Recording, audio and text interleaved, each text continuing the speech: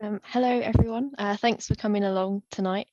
This is the University of Bath and Baines Council Libraries author event featuring Paul Mendes in conversation with Professor Rajani Naidoo. Before we get started, I'll just go over a couple of things. If you'd like to ask a question, please do put it in the Q&A box at any time. And towards the end of the session, Rajani will read your questions out for Paul to answer.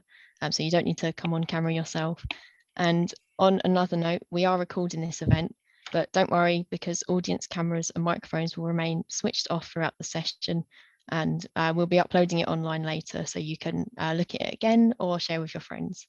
And with all that being said, I'm now very pleased to introduce you to Paul Mendes, a highly successful novelist, essayist, and screenwriter. Born and raised in the Black Country, Paul now lives in London and has taken inspiration from his own life to write his highly praised debut novel, Rainbow Milk, which was listed by The Observer as one of its top 10 debuts for 2020. Paul is currently reading the MA in Black British Writing at Goldsmiths University of London and has written for Esquire, the Times Literary Supplement, and the Brixton Review of Books. I'd also like to introduce Professor Rajani Naidoo, who will be hosting the session today. Rajani is head of the Race Equality Task Force at University of Bath and UNESCO chair.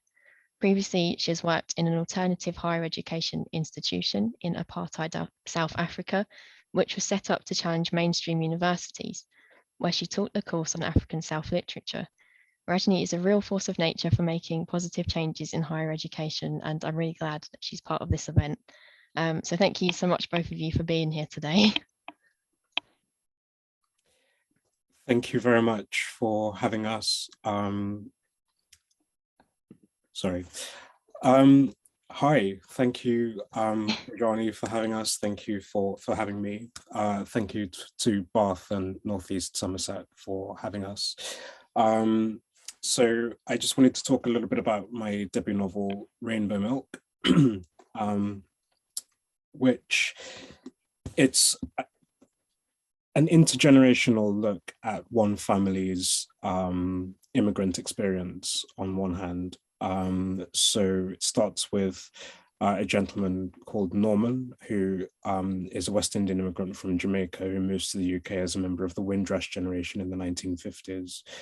And like so many people of that period and identity description, had a specific idea of what Britain, the mother country, would be like, given by their education, given by the sort of colonial education, and sort of arrived to find something very different, to find that they were the underclass, to find that the jobs that they perhaps were qualified and educated to do weren't available to them, etc.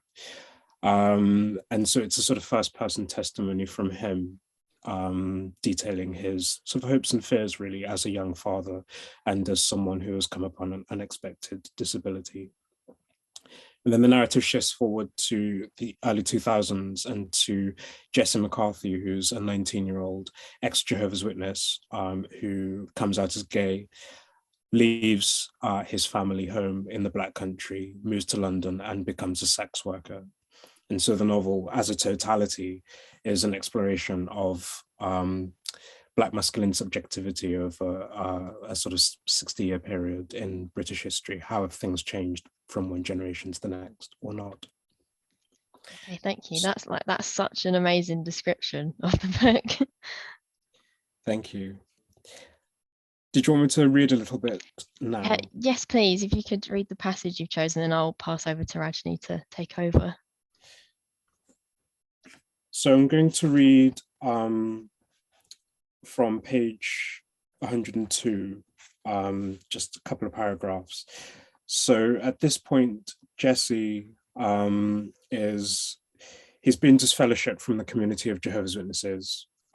He's spending his first Christmas outside of the organization, at home with his family, but I don't know if everyone knows this, but witnesses don't celebrate Christmas. They don't celebrate birthdays. They don't celebrate anything sort of personal. It's about the sort of, glory of God. So he's up in his room alone. And I chose to read this particular part of the book because I think it's the most pivotal moment in Jesse's life, just when it comes to him finally sort of thinking about who he is and what his role is in the world and what his future might be. Christmas, he stayed in his room with crisps and snacks, craving a spliff, even a cigarette. His parents and the children watched TV downstairs all day. He was not invited to eat with them.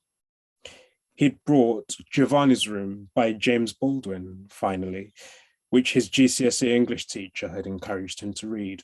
It dawned on him that the novel depicted a gay relationship. He panicked to think she might have recommended it to him because he was a black gay like Baldwin. Still, he managed it in one day from cover to cover. He thought it striking that a black writer could, in the first paragraph, have his main character look himself in the mirror and see a tall, blonde white man standing there in his dressing gown, holding a tumbler of whiskey. And it brought a tear to his eye because he recognized that if he was a tall, blonde white boy, everything would have been different. He recognized that he had thought of himself as a blonde white boy all his life. He'd never thought of himself as a black boy or compared himself to other black people. He'd known so few black people, and those his mother knew, she often derided for being too black, doing things in too black a way, being late because they were too black, being disorganized because they were too black, being rough and uneducated because they were too black. He wouldn't have been treated so harshly if he wasn't too black.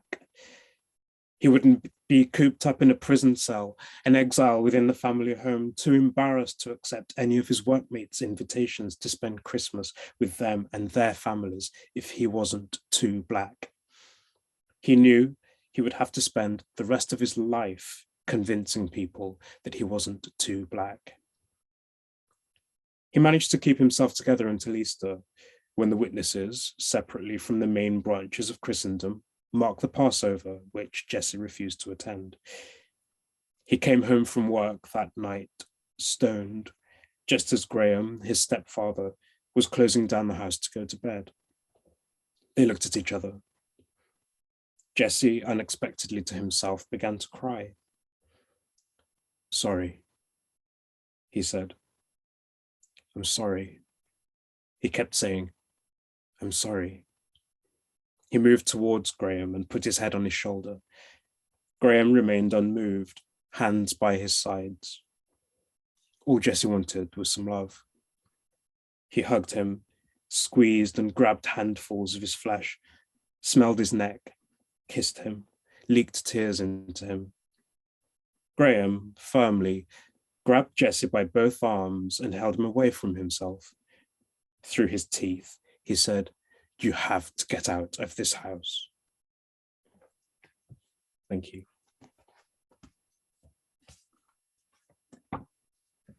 Thank you, Paul. I was just going to say that, I devoured your book in 3 nights, straight after work, went to bed and read it 3 nights consecutively, stayed awake until midnight. And there's so many powerful passages in that book, but hearing you read it just gives it something else. It kind of really captures so much the revelation and the pain and the separation and all of that in an amazing way. And I wondered if we could talk a little bit more about Jesse's identity. And you've also spoken, I think later in the novel, Jesse tries to be too black. So he kind of goes from this, I won't be too black, I can't be too black, I shouldn't be too black because of all these sanctions. But then there's another stage where he wants to appear to be too black in a certain way. And can you talk about, and then he finally finds a space for himself, carves out a space for himself. And you've spoken about these cages of masculinity, and then within that cage of masculinity, there's another cage of black masculinity. Can you kind of talk us through those transitions, please? Sure. Thank you very much for your kind words, first of all. I think Jesse, and I don't want to sort of make this into a general comment about Black British masculinity, but there is something to be said for, Jesse being a second generation British born young man, who, we have a very different story from African American people, for example. We have a very different story from Caribbean people, from African people. The history is very much alive with us. We're making it up as we go along. And so that's difficult enough when you're ensconced within a community identity. But Jesse is, he's raised by a white stepfather. He's told his father, his birth father died when he was 2 years old, when Jesse was 2 years old. So he's been raised by a white man. He's a Jehovah's Witness. He lives on a majority white working class estate in the West Midlands. And all of the sort of father figures, all of the people he looks up to, the elders in the congregation are all 10 white men. So his whole sense of what it is to be a man is centered on whiteness and white masculinity, on the white patriarchy, which in itself is problematic because that fails to take into account class as well. So it's, I guess you have to sort of, with time and age, that's the only way that you sort of, that the keys get passed to sort of unlock these cages one by one, to the point that you can get to sort of quite an age before you kind of realize, oh, this is kind of who I am and this is what the world sees me as. Because, and James Baldwin put it best in Notes for Native Son when he was, in his late teens and early 20s and doing industrial labor jobs in New Jersey. He said that, I learned in New Jersey that to be a Black man is to constantly be aware of other people's response to your presence. I didn't read that till I was 30, and that really totally made me realize the life that I thought I was living was very, very different to the way people saw me. And that was not something to be afraid of or to shrink back from, but to try to learn and to try to learn from, and also to try to understand and sort of try to make that part of me. To not be afraid of definitions of Black masculinity, to not be afraid of certain stereotypes. If I want to, I used to really avoid wearing hoodies, for example. Hoodies are so comfortable. You just, when you're a bit cold and a bit sort of sniffly, what you want to do is put your hood up. But for someone that might be a problem to see me as a Black man wearing a hoodie. That's not my problem. So there is a sense of it's a long-term project and a long-term commitment, and it's very, very intersectional. It's very sort of on an individual basis. So yeah, I can't really speak for other young Black British men, but for me, it's kind of like a lifetime's study and a lifetime's commitment to understand my identity, to learn more about what other people who've shared my identity have said in the past, what other people of my shared identity are saying now, and to be sort of comfortable in who I am. And I think that's what Jesse goes through in the novel as well. Yeah, thank you. That's incredibly powerful, actually. And it kind of makes me think of, different generation, different country. I grew up in South Africa during apartheid. And we had Steve Biko as a role model with all his philosophy of Black consciousness.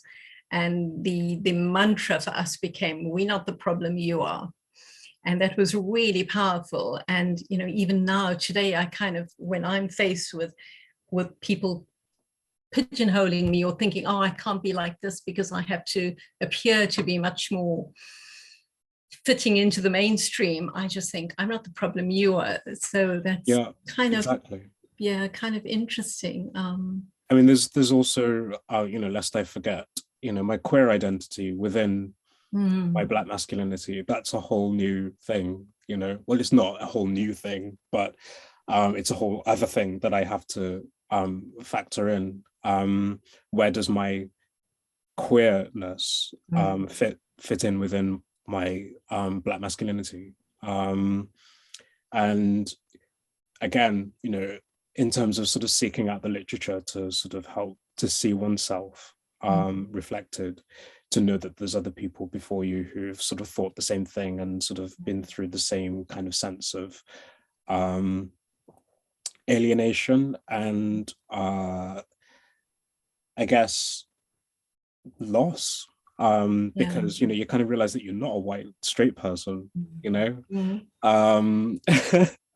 That's like a thing to grieve about, because that, you know, when you've sort of been taught that your whole life, like it's, you know, or you know, you look in the mirror and you can see that you're a Black person, but everything that the world tries to make you do, say, think, and be is this sort of ideal that you may sort of chase, and you may sort of get absolutely, like, you know, this close to it, but there'll always be someone who will look at you straight in the face who's never seen you before in their life and just be like, no, you're nothing to do with that, that you're just like a Black person, Black gay person, you know. And so it takes real strength, I think, to sort of to live, especially when you've been brainwashed, you know, the religious side of things as well coming in, you know, the brainwashing. You know, it takes, you know, I'm sort of giving myself a bit of a clap on the back here, but it does take strength, of course, because, you know, there have been times when I haven't had that strength, and it's been extremely difficult to sort of understand how to live and how to survive, because, you know, everything looks like a lie. So yeah, I mean, survival and just sort of continually sort of being dedicated and committed to learning, to understanding oneself, is key. Yeah, and I mean, there's so many, you know, parts of the novel that I just love, and it kind of, some words and some phrases keep repeating themselves in my head all the time, sort of like an echo. And the one is where Jesse's colleague, I think, describes him as a Black boy pretending to be a white boy, pretending to be a Black boy.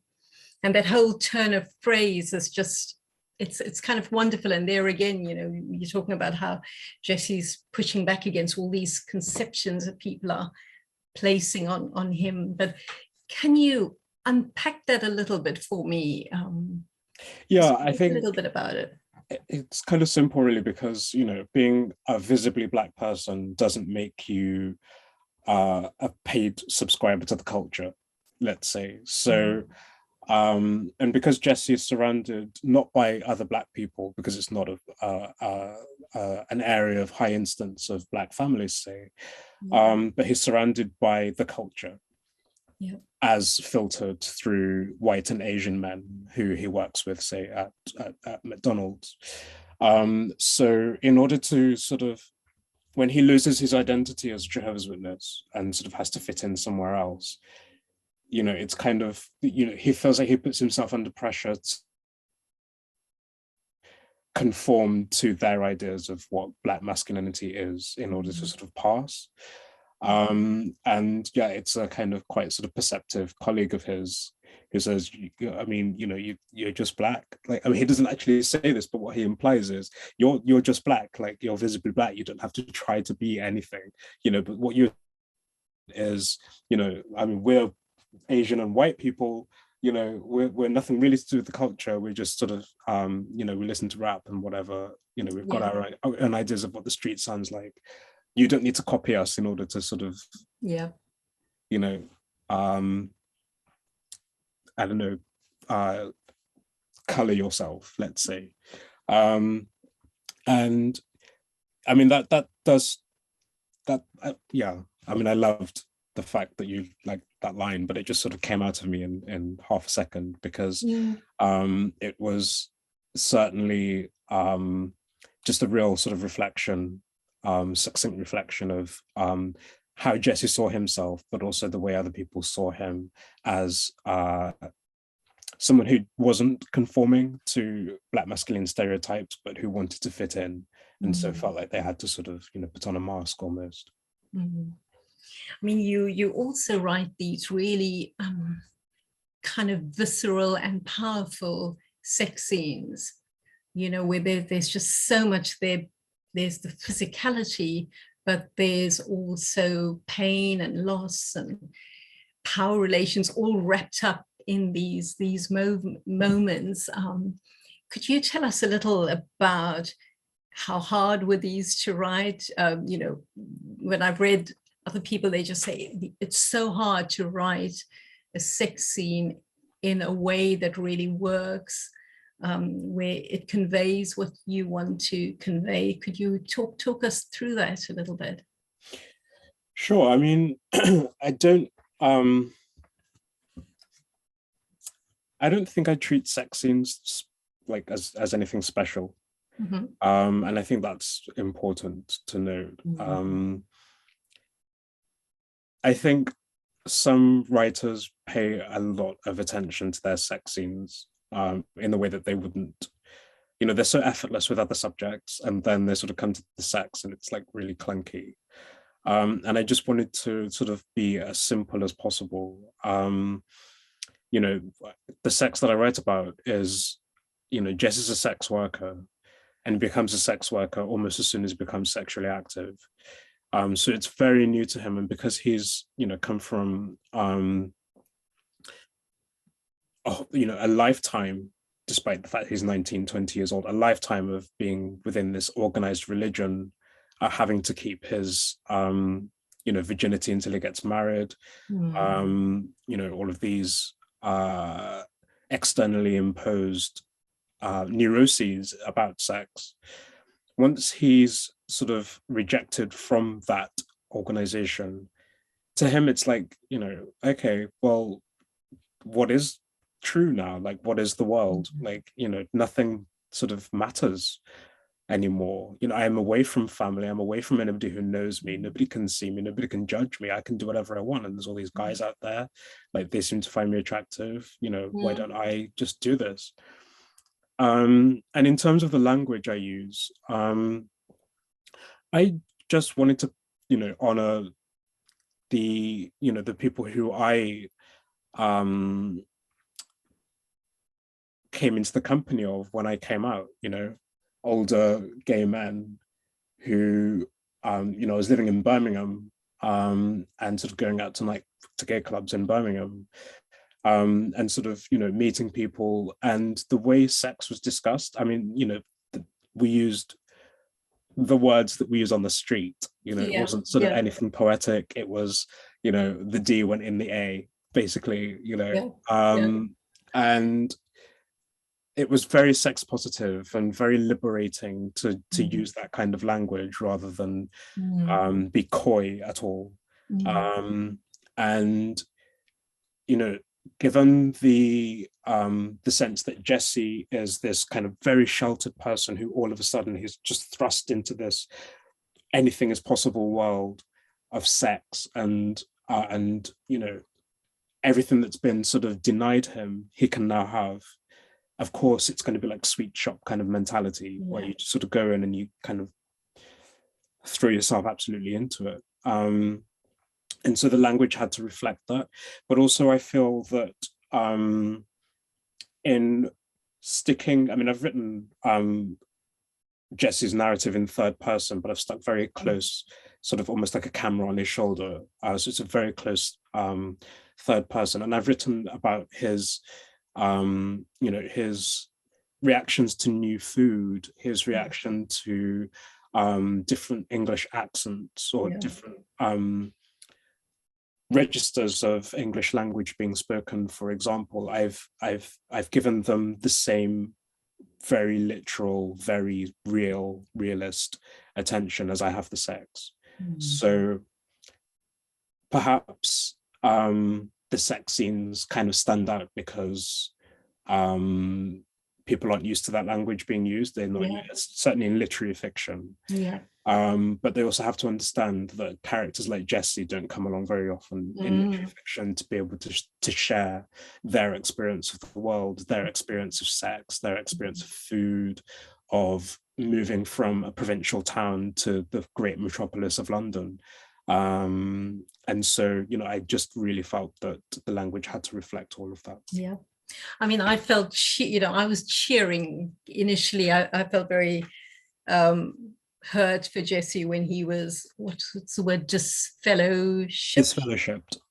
But then I thought, oh, how liberating.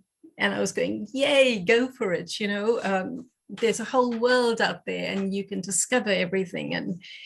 And we can come on this journey with you. So it's also very exciting for the reader. But then, of course, there's within that, you also talk about the power relations in relation to sex work and the intersection with race. Jesse's also kind of almost in self, you know, there could be a self-destruct mode and all of that. And it's wonderful how he kind of then still finds joy and love and happiness. So what about the power relations within sex work? Could you talk a little about that as well? Yeah, excuse me. I think Jesse wants to be loved more than anything. I think he wants to be loved. I think he wants to be protected. I think, you know, with Jesse's specific engagement with sex work, I mean, I can't speak for other sex workers, and sex work is a very sort of complex field. Jesse was in control. You know, he put himself in control of his sexual agency. Like once he realized from other people's responses to him that he was sexually interesting, he made sure that he was in control. So he sort of advertised himself on a website where he could sort of vet clients first, for example, and sort of did things that way, you know, and because he is quite sort of well educated in his own way, he was able to sort of judge people by the way they wrote to him. And so if they sort of wrote to him in a kind of, you know, there are instances where clients sort of try to be on a level with him. So they sort of speak to him in sort of street slang or whatever, and be like, yeah, I only like black guys or whatever, then it's kind of a no. So, you know, he does have agency in that way to be able to reject, you know, mostly older white men who are sort of putting themselves forward for his services. They have to respect him. And I think that's very important. And I think that's a great sort of quality of Jesse's, that he's so sort of discriminating actually when it comes to things like that, because it's his personal safety as well. He's not stupid. So, however, like the thing that he's trying to achieve, I think, I mean, it's a combination of things. His personal safety and security financially, in the first instance, moving to London, sort of not knowing anybody, you know, he does try to work in a restaurant, and that doesn't go down well. He's not experienced enough, he's too naive, too green. And he knows that he can use his body. He's shown that he can use his body. And the protection that he seeks and the love that he seeks, particularly from white men, I think is an interesting thing, because, you know, that's kind of, white men are, as we've said, you know, all 10 elders in his congregation, his stepfather, God, and Jesus are ostensibly white, you know? So, you know, if he's to survive, the message that that he is given through his whole life is that he has to ingratiate himself to white masculinity in order to be protected. And that's a problematic thing, you know, that's something that isn't rare. Mm. You know, it's not just Jesse. I think this is something that is a subject that's pretty common and very rarely spoken about, certainly within gay communities. Yeah. You know, the sense of belonging and just protection within a white male patriarchy that can be achieved. That I think is subconsciously what he's looking for. Yeah, the When nurturing. he looks for a lover. Yeah, the nurturing. The sense that, you know, education comes so much more easily to white middle class men than to young queer Black people. You know, you know, the sense of looking for a father figure and a teacher and a lover all in one. You know, someone to sort of keep you financially solvent, but also from whom you can learn the, you know, at your own pace as well, the literature that supports your existence and your history. Yep, and someone to hold you, just someone to just be there. And I mean, I love that, and I also love the agency within the sex work. I think that was a crucial and pivotal, you know, moment in the novel as well, which also for me was very unusual and brilliant, just brilliant. Yeah, I mean, you know, it sort of looks that way, and thank you. I mean, it looks that way, but it could also, I mean, it could have gone so badly. Yeah, true. You know, it could have gone so badly for Jesse. And, you know, he's 19 going on 20, but he's like 12 in terms of his emotional maturity because he's so sheltered. He's not really known, you know, he may have gone to school with kids who weren't Jehovah's Witnesses and who had sort of like, you know, tendencies that were very mature for their age, let's put it that way. But that wasn't him. That wasn't the home he was raised in, etc. So sort of moving to London and having all of this freedom is wonderful, but he's just extremely lucky that he didn't sort of come across someone who really didn't have his best interest at heart. Right. I want to move back, if I may, to the first part of the novel. You know, when Jesse's journey I found kind of scary and liberating and dizzying and passionate and all of that. And the Norman story, I found it so sad, you know, where all the expectations of this generation coming, I think you say somewhere, to the land of milk and honey, but it's actually Sodom and Gomorrah. And that was so painful. And I wondered if you could tell us why you started with Norman's story, what you wanted to convey by starting there. And also it's kind of interesting that you use, you know, the first person with Norman's story and a different person with Jesse. So yeah. Again, thank you for the kind words. Yeah, we leave the Garden of Eden for the land of milk and honey and find Sodom and Gomorrah. Right. Yeah. That was another one that just sort of flew another out. Phrase that just keeps going in my head as well. So I was given a book deal based on an early version of Rainbow Milk that was a collection of more overtly autobiographical fragments that I'd been collecting over a period of about 15 years, on the proviso that I would find the fiction within my material, which clearly had a lot of stuff going on in it and of interest, but my publisher encouraged me to find the fiction within it. So I set about doing that. And this was sort of the close of 2017.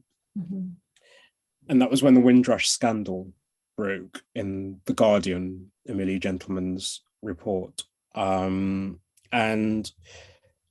I had never thought of my grandparents, all four of them Jamaican immigrants in the 1950s to the UK.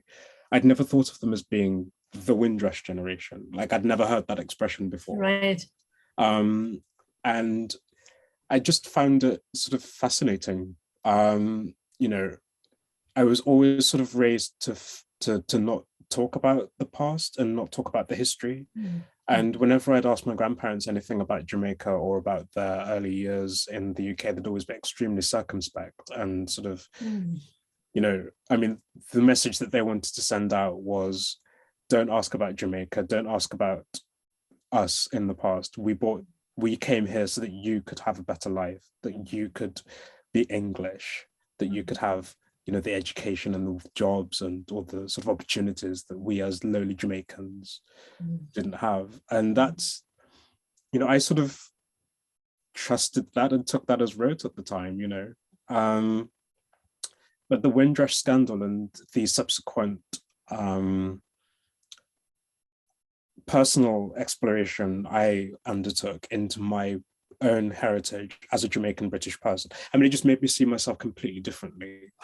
And so I really started to think about the people my grandparents would have been at that time, how difficult their lives would have been. You know, and I'd read Small Island, I'd read The Lonely Londoners, but I read them again during this period, and they just hit me so differently because I, you know, that they were my grandparents now, all of a sudden. So, and, you know, my grandparents, they were all born in the sort of late 20s, early 30s, and they're sort of dying off now. I only have one remaining living grandparent, and she's in a care home. So I've lost a lot of the opportunities that I perhaps would have had to really sort of get into their heads and sort of get into the history. And I've never been to Jamaica myself. My parents have never been either. So, you know, there's a real kind of cut off in terms of our heritage, which I feel that I am empowered now as a published author to reclaim. So I thought about my paternal grandfather, who died when my dad was 2 years old. So there's no memory of him, according to my dad. My grandmother, the one who's in a care home, doesn't really speak about him. So all I knew of him was that he was fit and healthy when he came to England in 1956 with my grandmother. They'd already married in Jamaica. She left 2 sons there to move here with the hope that they would send for them after a few years. That never happened because my grandfather, as soon as he came to the UK, started to suffer with migraine headaches and blurred vision. And when my grandmother eventually got him into a doctor's surgery, and this is an indictment of the institutional racism of that period, but the doctor, this is family myth, I don't know how true it is, but the doctor sort of didn't really examine him, just said, oh, you're extremely tall, so, you know, you must be relatively closer to the sun than the rest of us. And of course, the sun here is very different to the way it is in Jamaica. So that's probably the reason for your headaches, etc., etc. I don't know how he died, but he died. He was sent back to live in Jamaica by my grandmother because she couldn't afford to, I mean, he'd gone blind by this point, but she couldn't afford to look after him and work and look after their 2 British children, never mind the 2 that left behind in Jamaica. So that's all I knew of my grandfather. So I'm thinking about him during the Windrush scandal breaking and in the first months of 2018. And I'm thinking, how can I rehabilitate his story? And I was also reading not a lot of, but I was very sort of aware of a tradition of Black British literature in which, let's say, slavery abolitionist texts such as the history of Mary Prince, a slave as told by herself, or the Ottobah Kogwano texts, the Olada Criono book. So they were always introduced by an abolitionist. There'd always be a preface or a foreword by an abolitionist saying, look at this wonderful Black person who can speak and write and think as well as any one of us. Are we really saying that, you know, that Black people are subhuman? No, we're not. Let's have, you know, etc. Let's get rid of slavery. So that would be the preface of the main text, which was always in the first person, and it was, you know, always very Christian and sort of like, you know, where these are my experiences, etc., etc. And I came to realize that Norman's story could, in effect, sort of be the same to Jesse as the abolitionists were to the freed slave whose text was the main course, let's say. Because everything that happens in Jesse's life, everything that makes Jesse Jesse, is because of Norman. It's because Norman moved here in the 1950s, because Norman was the victim of institutional racism, because Norman still managed, despite all of the pitfalls and all of the problems that he faced, still managed to put down roots that resulted in Jesse's birth and maturity and privilege as someone living in the late 90s, early 2000s, etc., to be able to look back on that history and rehabilitate it. You know, I wanted Norman to have that space in order for Jesse to speak. And, you know, in terms of the second part of your question, because Jesse's experiences are similar to mine in some ways. When I was challenged to find the fiction in the material, I still found it extremely difficult to part myself while writing in first person, because I couldn't sort of create someone who was sufficiently different from myself to undergo some, or to experience some of the things that I experienced. And when I say experiences, I don't mean literal experiences. I mean the emotional trajectory. Everything I've created, all of the scenes, all the characters are fictional, but the emotional trajectory of, you know, being a Jehovah's Witness, then becoming a sex worker, and then sort of falling in love, let's say, are things that I've been through. But so I did try for quite a long time in first person. I even submitted a final draft in first person, but I retracted it after 3 days, and said, look, I'm really sorry, but I have to really try and find the fiction in third person. And it gave me so much more room to separate myself away from, I guess, my historical material. Whereas with Norman, because he's very different from me, because he lives in a different place, and also because he's a Jamaican immigrant. I'm not a Jamaican immigrant. You know, I'm the grandson of, I'm English, you know, and I know some people are going to sort of raise their eyebrows at that, but that's all I know. All I know is Coronation Street and EastEnders and Englishness and bacon sandwiches, you know. So for me to really access Norman's voice, I allowed him to speak in first person, and I allowed him to speak in Jamaican patois, and that's how it's rendered.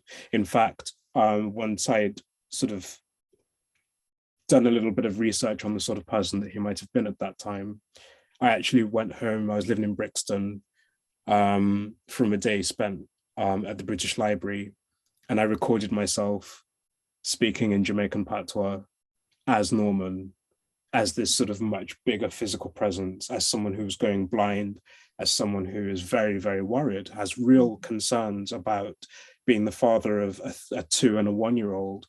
And they're all sort of like, you know, scampering about the house, and I'm a big man and I can't see them, and I'm scared that I'm going to trample them underfoot. But in the long term, what are their prospects going to be in this country? You know? And so once I'd sort of, and it sounds very cheesy, but like once I'd sort of got into character, let's say, I sort of, I guess, delivered a sort of improvised monologue and recorded it, and that transcribed became the first draft of his narrative. Yep, I mean, I think giving Norman his own voice is incredibly powerful, and I can also see how the Jesse character you kind of wanted, you know, your own experience, imagination, your just all sorts of things were bundled up in that. But I think the connection is amazing, because it's, you know, it's Jesse's roots, and how racism has traveled through time and changed in some ways, not changed in other ways. I think that just makes it really, really powerful. And also, you've also said, you know, your novel is also a metaphor for Brexit. You know, for the separation of Britain from the EU. Can you say a little bit more about that as well? Kind of going into the future. Yeah, I mean, I just want to actually, before I do that, pick up on something you were just saying in terms of like, well, the word that you used in the sort of latter question, separation. We've always been separated from our history. And, you know, a lot of comments have been made, you know, some of the sort of more critical comments about Rainbow Milk are, why does it take so long in the narrative for the two for Jess's and Norman's narrative to connect? But that's life. You know, we're always been separated from our histories. You know, every new generation of Black British authors, for example, is told that they're the new voice. There's very little sort of sense of generational handover. So I reviewed a book called The Cambridge History of Black and Asian British Writing for the TLS last year. Badly, it was a terrible piece of work. But I was so pleased to have been asked to read it because, you know, it's like 700 pages of 42 essays on 300 years of Black British history, but there was just so much that I'd never heard of, you know, and that was an embarrassment to me, because if you'd asked, you know, I don't know, someone who, you know, a white middle-class novelist, say, and I'm sorry to always say that, but, you know, someone who's been through the college and university system, has studied English literature to, you know, to any kind of degree, they'd know quite a lot about English literature, you know, but here I am as a published Black British novelist expected to know something about Black British history and literature, and I know nothing. So one of the sort of standout statistics was that between 1948 and 1962, when the new immigration laws came in, so what we call the Windrush generation, over 70 novels were published in the UK by Black Caribbean authors. 70. And I was like, don't even know about. Well, I could probably name 10. Yeah. You know, so that's why it's so important to me to show the truth. You know, you can get to a grand old age before you know what your history is. You know, but that doesn't stop you from living your life and being affected by that history in a very sort of third person kind of way. And, you know, when it comes to the latter part of the novel, set a little bit later, so in 2016, just after the referendum, that for me was an opportunity to show Jesse as someone who has survived, someone who is in love, and who, you know, in his own sort of very kind of undemanding, slightly unambitious way, has made it. You know, certainly considering he should have been in a gutter, you know, considering what he's put himself through, he should be in a gutter, but he's survived.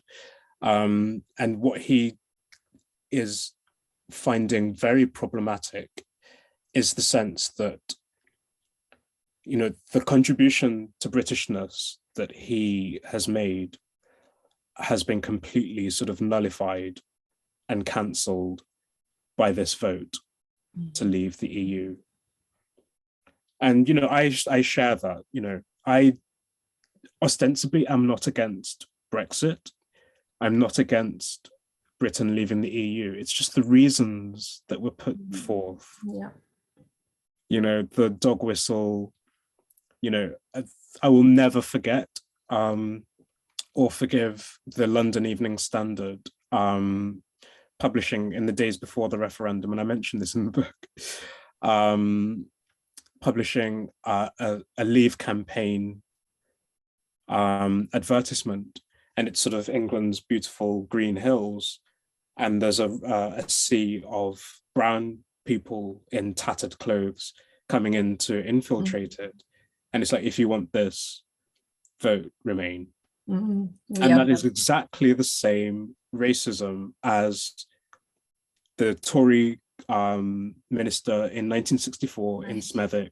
Yeah, it's exactly the same rhetoric as Margaret Thatcher in the lead up to the 1979 election, saying, I very much sort of feel for, regular hardworking English people who feel like they're rather going to be swamped by people from a different culture. It's exactly the same. Yep. Yeah. And that's generation after generation after generation where we're falling for the same mistakes. We're falling for the same rubbish. Like and I said, like, nothing against Brexit. If that's supposed, if Brexit was genuinely for British sovereignty and for us to sort of, come together as British people and sort of overcome our problems and become a better society, then fine. But that is not what it's for.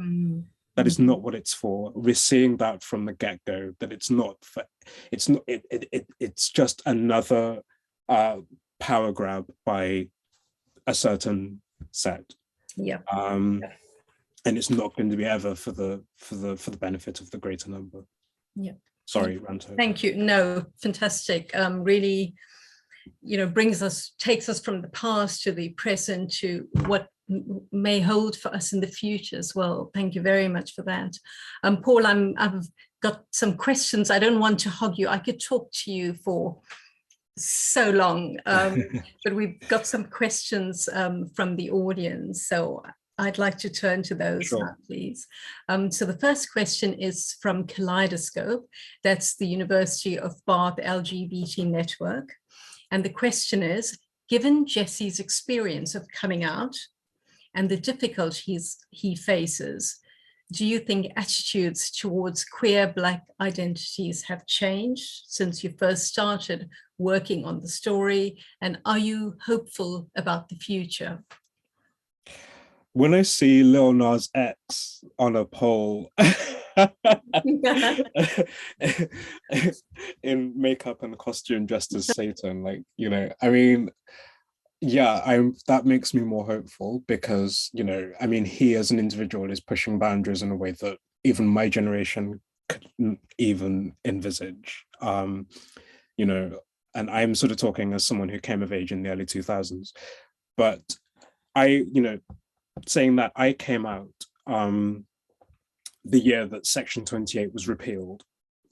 So I was 21 years old, 2003, that's the year that Section 28, which had been in place from 1988 when I was 6. So my entire school career has been spent with homosexuality being totally, and LGBT issues more widely being completely off the table, which engenders shame.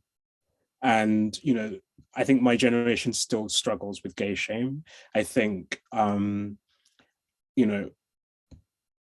sorry to generalize, but I feel like Caribbean families and families from other racialized communities in this country sometimes, and, religious communities as well, sometimes still have need a little bit more time to appreciate their queer children and to give them the love and support that they need. Jesse's whole life trajectory would have been very different if he could have been religious and gay, and if his family would have supported him for being gay. And that's something that reflects my own personal experience. And I look at my family now, like extended members of family, and they're all like, so who's your boyfriend? When are we gonna meet him? And it's all like, okay, so you've like worked that out for yourselves, but like don't make me look as if, because that you weren't like that 20 years ago, and that's why I left. Right. So yes, I'm hopeful for the future. Yes, it's great to see across the world and across all kind of aspects of society, trans people are so much more visible, gay people of all colors, queer people of all kind of backgrounds are more visible, and they're writing their stories and they're appearing in TV shows, and they're sort of hitting the boardroom as well. And yes, I'm hopeful, but still we sort of almost have to go at the pace of the slowest sometimes. And when there are still people being persecuted and even killed because of their sexuality or because of their gender identity, we still know that we've got a hell of a long way to go. Yeah, yeah. I mean, there's a nice question from a teacher, actually, which kind of links to the previous question. As a teacher, I am interested in strategies for how best to nurture self-love in Black students. Is there any advice you could give on this? I think it really starts, excuse me, with giving them the right books and putting the right literature on the curriculum. I wasn't around for Mallory Blackman on the school curriculum, for example. So, you know, people younger than me, sort of 5-10 years younger than me, all sort of read Noughts and Crosses. But I didn't, you know, I mean, I'm not sort of sad about reading Thomas Hardy or, you know, F. Scott Fitzgerald or Shakespeare or, you know, Edward Albee, Tennessee Williams. I'm not sad to have read those at school. But as the grandson of people from the Windrush generation, as a gay man, I would have loved to have seen Selvin. I'd have loved Lamming, you know, Kamau Braithwaite, you know, people who could tell me a bit about myself, that I have some history. Because for young people, sometimes, especially in the age of social media, where everything's so media and there's just this very thin layer of engagement, everyone's so thinly spread, no one sort of really feels empowered to sort of dig beneath that surface and see, you know, and to get some real engagement with the past, etc. I think it's very important that the school curriculum does that. You know, my course at Goldsmiths is constantly under threat. You know, I studied Black British Literature MA at Goldsmiths, but that course is constantly under threat because there aren't enough people who can see Black British literature as an intellectual discipline that will allow them to get work afterwards. And so, you know, the powers that be are just like, well, you know, we're not seeing enough students. And I think that's because they're not coming from school with that idea, with that long-term plan that, you know, I want to learn about my history. I want to learn about the writers who came before me, the fascinating intellectual discipline. And I can see that as an academic path. You know, school is everything, and we need to absolutely make sure that they are reading the right books for them. Yeah, I think that's really, really important, because you've spoken about how you didn't see yourself on the page until you were 20 years old. And you know what an impact that makes when the exclusion of not seeing yourself on the page, and then when you do see yourself on the page, the revelation. So I read Tell Me How Long the Train's Been Gone by James Baldwin, which isn't, I mean, it's probably his least famous novel, but someone gave it to me when I was 20. And it was the first time I'd read a Black author. It was the first time I'd read a queer author. And, you know, yeah, I was 20 years old. And, you know, I'm probably lucky that I was still young enough for it to be a foundational text, and for it to, you know, I read it again last summer after Rainbow Milk was published. And I just realized, you know, wow, like so much of that book has survived into Rainbow Milk, you know, into you know, the way it's structured, etc. So, you know, if people want to find their way, they will eventually. But, you know, you could save a lot of heartache as teachers, I think, by just sort of, you know, asking them in the first instance what's important to them, but also, you know, there's so many brilliant Black authors around now. So many, you know, when I was 16, 15, there weren't so many. Certainly contemporary, in terms of contemporary fiction in the 90s, it was a bit of a dip, but now is a golden age. And let's make sure the youth of today are being connected responsibly with that. Yeah, thank you very much. I think we've all, you know, the University of Bath will really take that very seriously when we look at our library, etc. And this has been incredible, so inspirational and wonderful. Thank you so much. And I'm going to pass to Sarah, because I think she has a few more questions if we have time. And then Sarah will also talk about Mr. B's bookshelf. Thank you. That was just absolutely wonderful, Paul. Thank you, Dr. Rajani. Hi, that was that was just amazing. Like it was so great to hear you talk. Yeah, I just loved it, and I'm sure everyone else did as well. Thank you. Yeah, so unfortunately we're a little bit short on time, but I hope everyone really enjoyed the session. I just want to say as well, we've got a discount code that you can use if you'd like to buy a copy of Rainbow Milk. So I'll just put that in the chat now. So there's a independent bookshop in Bath called Mr. B's Emporium. And if you use the code Rainbow28, you can get 10% off a copy. And I highly recommend it because it's such a great book. And I'm sure you're already, if you haven't read it already, you must be sold on it by now after hearing Paul talk about it. So make sure to go and get yourself a copy. And then I think that'll be about it for today. But thank you so much to Paul and Rajani as well. That was just an incredible session. Thank you very much for having me, and thank everyone for attending. Okay, thanks everyone. Thank you, Paul.